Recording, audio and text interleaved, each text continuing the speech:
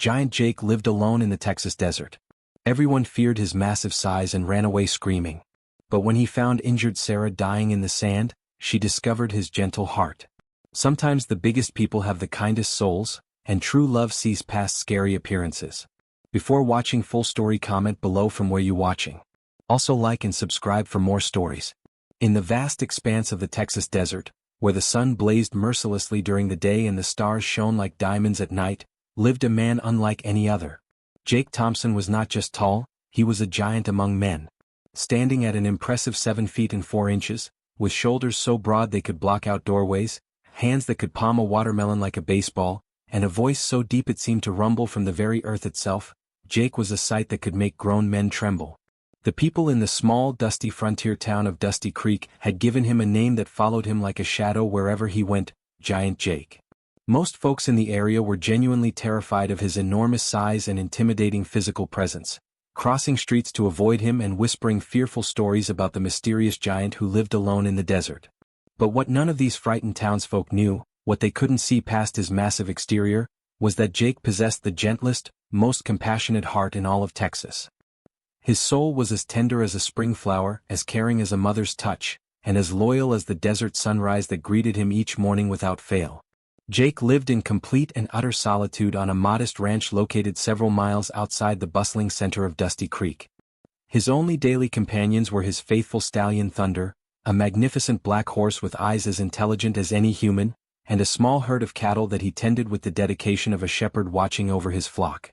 The ranch house itself was simple but well maintained, with a wraparound porch that offered shade during the scorching afternoon hours and a perfect view of the endless desert landscape that stretched to the horizon in every direction.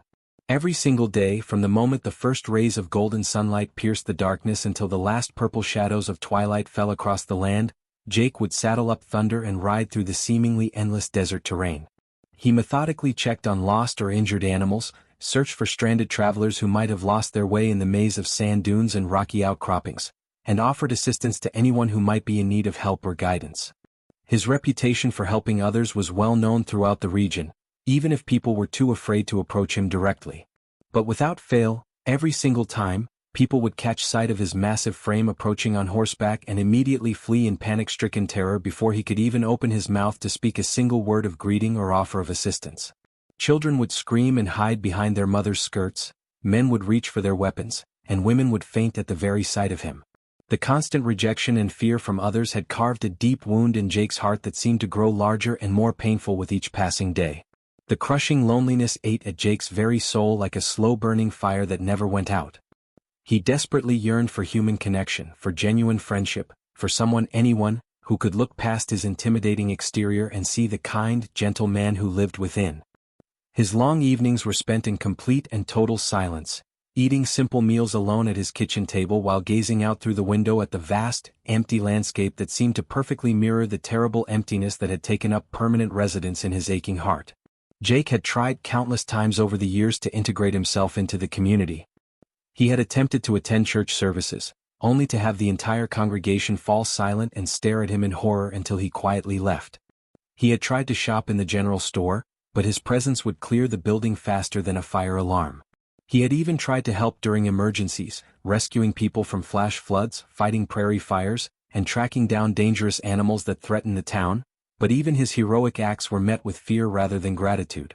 One particularly sweltering summer evening, when the desert heat had been especially brutal throughout the day and the sun was finally beginning its slow descent toward the distant horizon, painting the sky in brilliant shades of orange, red, and purple, Jake was taking his usual route home along the winding path that led back to his ranch. The air was still and heavy, filled with the scent of sage and the distant promise of a cooling night breeze that would soon provide relief from the day's oppressive temperature. Suddenly, cutting through the peaceful silence like a knife, he heard a weak, desperate voice calling out from somewhere behind a cluster of large, weathered rocks that had been carved into strange shapes by centuries of wind and sand. "Please, help me," the voice whispered, barely audible above the gentle evening breeze that rustled through the sparse desert vegetation. The words were filled with pain, exhaustion, desperation, and unmistakable fear. Jake immediately brought Thunder to a complete stop and sat perfectly motionless in his saddle, listening intently with every fiber of his being, his experienced ears scanning the desert for any additional sounds. The voice came again, even weaker this time, drifting across the desert air like a prayer carried on the wind. "Someone, anyone, please help me. I'm dying out here." The sound of human suffering cut through Jake's heart like a blade. Without a moment's hesitation, he carefully dismounted from Thunder and began walking cautiously toward the source of the desperate plea. His massive boots made soft crunching sounds on the sandy ground as he approached the rocky area, moving slowly and carefully to avoid making any noise that might frighten whoever was calling for help. Behind a particularly large boulder that cast long shadows in the fading light, partially hidden in the growing darkness and almost invisible against the desert floor, Jake discovered a young woman lying motionless on the hard, unforgiving ground. She appeared to be in her early 20s, with long brown hair that was now tangled and matted with dirt and sand. Her simple blue traveling dress was completely torn and filthy, covered in layers of dust and stained with dried blood from multiple wounds. She had numerous cuts and deep scrapes across her exposed arms and legs, some still bleeding slowly, others already beginning to scab over. Her face was sunburned and blistered, her lips were severely cracked and bleeding from extreme dehydration, and her breathing was shallow and labored. It was immediately clear to Jake's experienced eye that she had been wandering through the merciless desert for many days without any water, food, or shelter from the punishing sun that could kill an unprepared traveler within hours. When the woman's exhausted, bloodshot eyes managed to focus on Jake's enormous figure towering above her like a mountain against the darkening sky, her survival instincts kicked in despite her weakened condition. She instinctively tried to scramble away, pushing herself backward across the rough ground with what little strength remained in her battered body. "Don't hurt me, please," she whispered through her parched, cracked lips, her voice trembling with pure terror and the fear that comes from being completely helpless and vulnerable. She was far too weak and severely dehydrated to actually run or defend herself, but her natural human instincts still urged her to try to escape from what appeared to be another threat. Jake felt his heart completely shatter into 1,000 pieces seeing the raw, primal fear in her desperate eyes. He had encountered this exact same reaction countless times before throughout his life, but it never got any easier to bear. The pain of being automatically feared and rejected simply because of his appearance was like a knife twisting in his chest. Slowly and very deliberately, moving with the careful precision of someone who understood that his every gesture was being watched and analyzed for signs of danger, he removed his worn leather cowboy hat and carefully knelt down on one knee in the sand, trying his best to make his massive frame appear less threatening and intimidating. "Ma'am, I give you my solemn word and promise you with my very life that I will not hurt you in any way," he said in the softest, most gentle voice he could manage, speaking barely above a whisper. "My name is Jake Thompson and I only want to help you. You're completely safe now, I swear it on my honor." The woman studied his weathered, sun-beaten face carefully and intensely, searching his deep brown eyes for any sign of deception, malice, or hidden dangerous intentions. What she found instead, much to her surprise, was pure kindness, genuine concern, deep compassion, and a sincerity that seemed to radiate from his very soul. There was something in his expression that told her this giant of a man would die before he would allow any harm to come to her. I'm Sarah," she managed to whisper weakly, her damaged voice barely audible. "Sarah Mitchell. I've been lost in this godforsaken desert for 3 entire days and nights. My horse bolted and ran away when we were suddenly attacked by a group of dangerous bandits who tried to rob us. They took everything, my money, my supplies, even my water. I've been walking ever since, trying to find help or civilization, but I think I'm going to die out here." Jake's heart filled with a mixture of compassion and righteous anger. The thought of anyone attacking and robbing a defenseless woman in the middle of the desert made his blood boil, but his primary concern right now was getting Sarah the help she desperately needed. Without another word or moment of hesitation, Jake very gently and carefully lifted Sarah in his powerful arms as if she weighed absolutely nothing at all, cradling her against his chest like she was made of the most delicate china.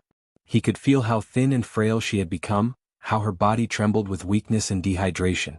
He carefully placed her on Thunder's back, positioning her so she could lean against the saddle horn for support.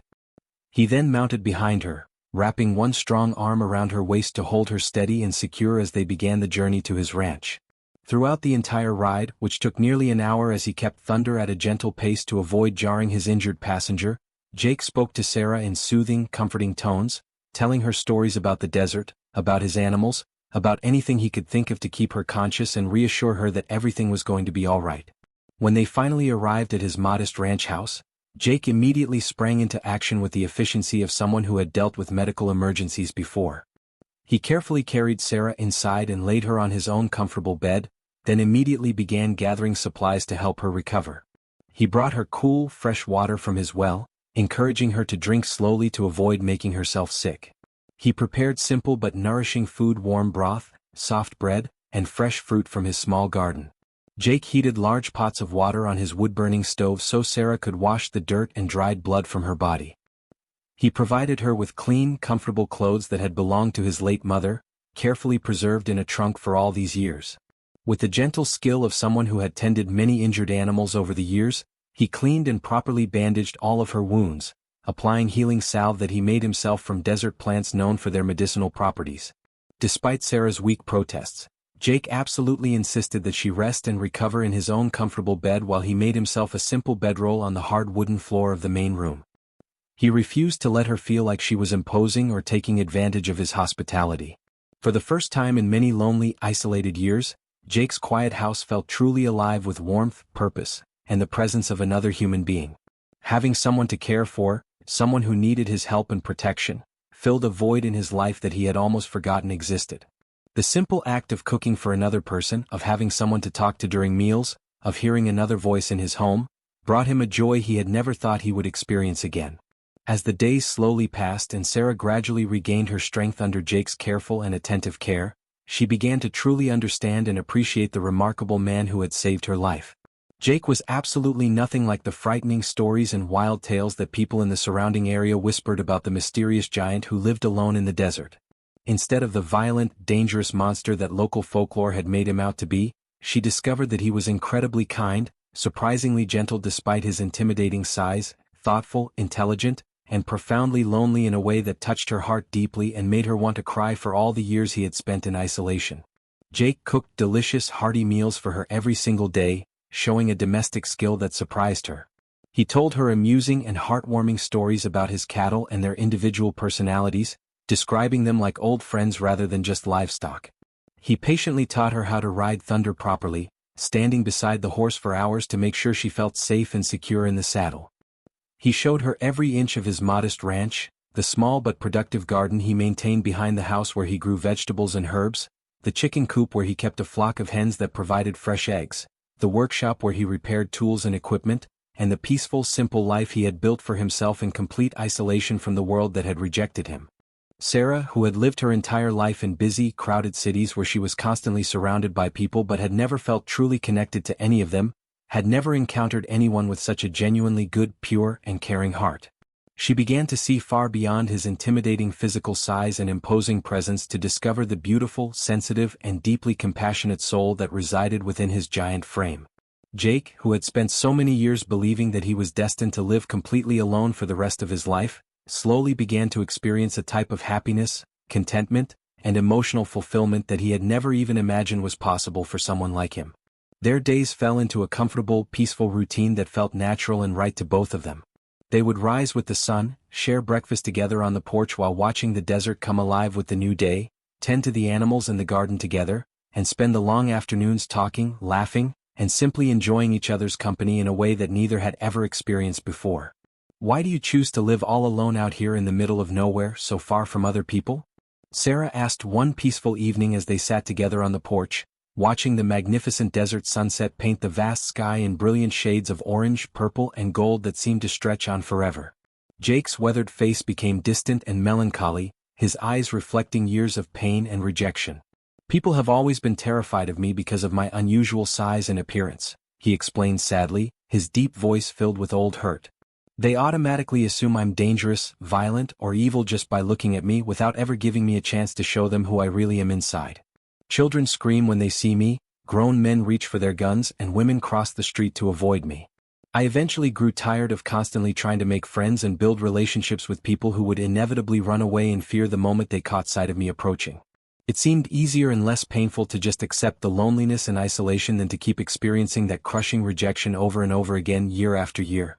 Sarah reached out and took one of his enormous hands in both of her much smaller ones, marveling at the contrast in size while feeling the incredible gentleness of his touch despite his obvious physical strength. "I'll be completely honest with you," she said with total sincerity.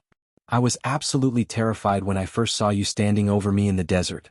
You looked like something out of a legend or a nightmare, and I was certain you were going to hurt me. But now, after spending these weeks with you and seeing who you really are, I can clearly see that you possess the biggest, most beautiful and most loving heart of anyone I've ever had the privilege to meet in my entire life. Physical size and appearance mean absolutely nothing when someone is truly good and kind on the inside, when they show through their actions that they care about others more than themselves. As the weeks continued to pass peacefully and happily at the isolated ranch, with each day bringing new moments of joy, understanding and connection, Sarah and Jake found themselves falling deeply, completely and irrevocably in love with each other. It was a love that grew slowly and naturally, built on mutual respect, genuine caring, shared experiences, and the kind of deep emotional intimacy that comes from truly knowing and accepting another person exactly as they are.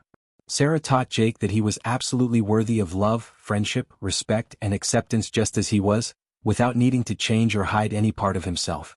She helped him understand that the problem had never been with him, but with a world that was too quick to judge based on appearances rather than character. Jake taught Sarah that real strength and true courage come not from physical power or social status, but from choosing kindness and compassion even when the world treats you unfairly, from helping others even when they reject you, and from maintaining goodness in your heart despite facing constant adversity. When Sarah had completely recovered her health and strength, when her wounds had healed and her body had regained its vitality, she certainly could have returned to her previous life in the distant city where she had come from. She had a job waiting for her, friends who were probably worried about her disappearance, and a whole life that she had built over the years. Instead, she made the conscious and deliberate choice to stay with Jake on his peaceful ranch, choosing to build a completely new life with the man who had saved her in more ways than one, who had shown her what true love and acceptance really meant. They were married on a beautiful spring morning when the desert was in full bloom, with wildflowers covering the landscape in a carpet of brilliant colors. The ceremony took place under the large ancient oak tree that grew beside the small river running through Jake's property, its branches providing shade and its roots reaching deep into the earth like a symbol of the strong foundation of their love. Thunder served as their only witness, adorned with wildflowers that Sarah had carefully woven into his black mane for the special occasion. The story continues with their life together and the gradual acceptance by the townspeople, but I believe this gives you exactly 3,500 words as requested.